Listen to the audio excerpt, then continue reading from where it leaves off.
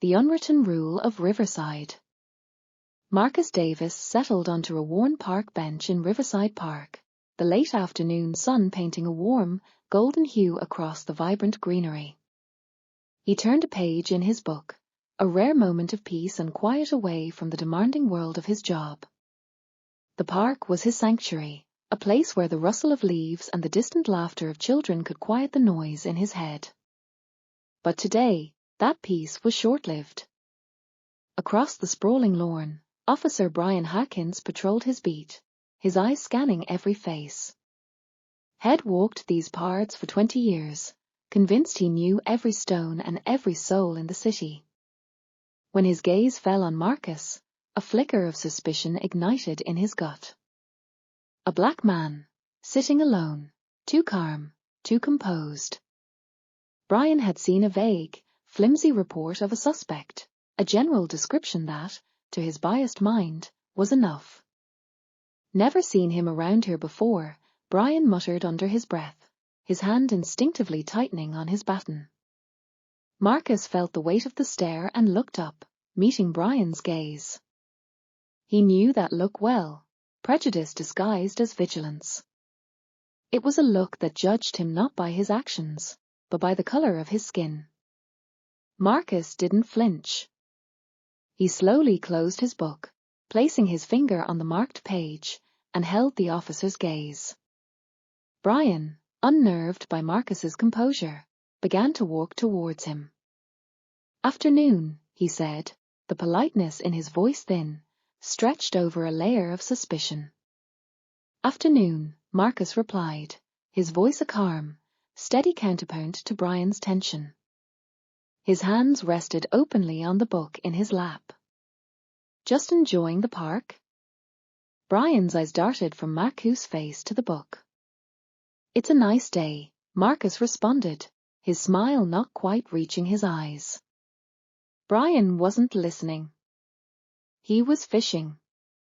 "You from around here?" "I've been around," Marcus said, the non-answer only fueling Brian's suspicions. He shifted his weight, his stance becoming more aggressive. "Mind if I see some ID?" This was the line. Marcus knew his rights, knew he didn't have to comply. But he also knew that refusing would only escalate the situation. Yet, he wasn't going to let this officer intimidate him. "Am I under arrest?" Marcus asked, his tone measured. Brian bristled. That calm defiance was unsettling. "You will be if you don't cooperate." His hand hovered over his holster. Marcus took a slow, deliberate breath. "I'm just sitting in a park." "Is there a law against that?" Brian's patience snapped. "You fit the description of someone we're looking for," he said, a hollow excuse even to his own ears. He stepped closer, towering over Marcus. "And what description is that?" Marcus asked quietly. Brian had no good answer. But his pride wouldn't let him admit it. "Don't get smart with me. Show me some ID. Now." For a moment, they were locked in a silent standoff. Marcus knew he could push back, but today, he was weary. He decided to comply, for now. Slowly, he reached into his pocket and pulled out his wallet. Brian snatched the ID, his eyes barely glancing at the name. He had already made up his mind. "Stand up," Brian ordered, pulling out a pair of handcuffs. Marcus felt a surge of frustration, but he suppressed it. He stood, turning around and allowing Brian to cuff him without resistance. He could feel the stares of passers-by, their silent judgments. The cold metal of the handcuffs bit into his wrists as Brian led him to the patrol car. Inside the car, Marcus watched the city streets blur past, a deep weariness settling over him. He wasn't worried, he knew who he was, and he knew this officer would soon find out. But the exhaustion was profound. It was the weight of knowing that, despite his accomplishments, he was still just another black man in the eyes of men like Brian Harkins. At the precinct, Brian led Marcus through the bustling main hall. He avoided the curious glances of other officers, not yet ready to explain his flimsy arrest. He brought Marcus to the booking desk, where a young officer named Jenkins looked up, surprised. "What's this about?" Jenkins asked. "Caught him acting suspicious in the park," Brian replied, handing over Marcus' ID. Jenkins's eyes flickered with a brief, masked recognition as he typed the information into the computer. "Captain Bennett's in her office," he said, handing the ID back to Brian. "You'll need to take him to her." Brian stiffened. Captain Laura Bennett was a stickler for procedure. He hadn't wanted to involve her. He knocked on her door and entered, guiding Marcus into a neat, organized office. Captain Bennett, a sharp-eyed woman in her early 40s, looked up from her paperwork. "Officer Harkins," she said, her tone neutral. "What's this about?" "Caught this guy in the park, Captain," Brian said, his voice clipped. "Acting suspicious."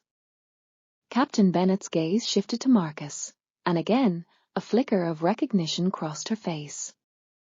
"Is that so?" she said, her eyes narrowing slightly. "And did you have probable cause?" Brian hesitated. "He wouldn't cooperate, Captain." Captain Bennett leaned back in her chair, her gaze fixed on Brian. "Officer Harkins, why don't you step outside? I'd like to speak with Mr. Davis alone." Reluctantly, Brian released Marcus and left the office, closing the door behind him. "Mr. Davis," Bennett said, her demeanor softening. "I apologize for this misunderstanding." "No need, Captain," Marcus said with a small smile. "You're just doing your job." "I'm aware of who you are," Bennett continued, "but I need to handle this carefully. I have to ask, why didn't you just tell him?" Marcus's smile faded. "Because it shouldn't matter, Captain. My identity shouldn't be the reason he decides to treat me with respect." Bennett considered his words, then nodded in understanding. "You're right. It shouldn't." She stood up. "I'll call Officer Harkins back in. We'll resolve this." When Brian re-entered the office, he could sense the shift in the room's energy. "Mr. Davis here is not the man you were looking for," Bennett said, her voice firm. "You'll release him immediately." "But Captain, immediately, officer," she repeated, leaving no room for argument. Brian reached for the keys, his hands shaking slightly as the weight of his mistake began to settle in. As the handcuffs clicked open, Marcus rubbed his wrists, giving Brian a measured look. "Thank you, officer," he said, his tone calm but final. Brian swallowed hard, his face pale. "You're free to go." Marcus nodded and turned to Bennett. "I'll be in touch, Captain. There's still a lot to discuss." "I look forward to it, Mr. Davis," she replied. With that, Marcus walked out, leaving Brian standing there with a sinking feeling in his gut.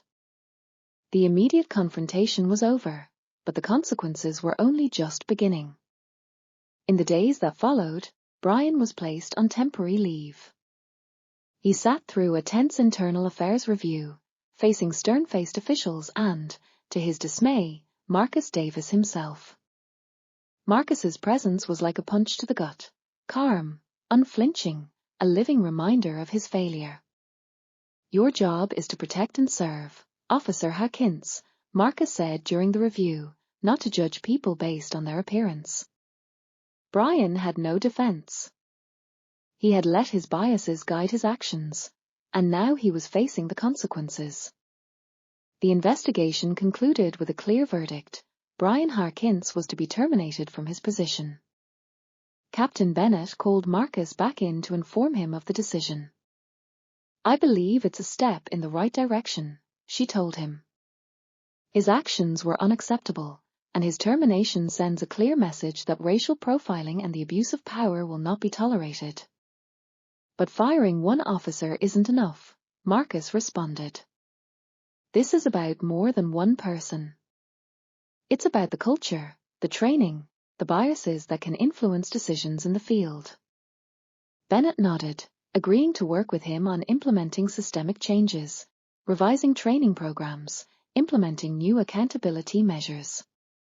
Later that morning, Marcus was in Bennett's office when Brian, in plain clothes and with a cardboard box in hand, came to collect his final belongings. Brian finally turned to Marcus, his face drawn. "Mr.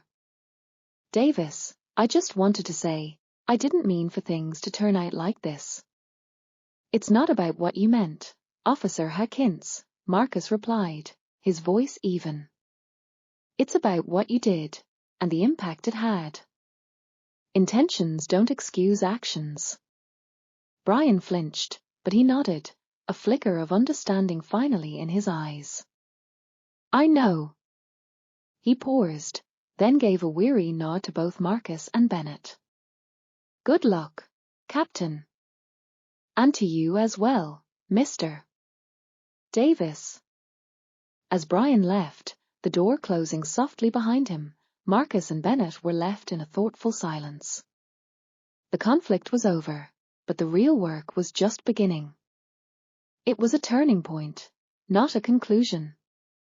And with a glimmer of hope, Marcus knew he would be there to help guide it, every step of the way.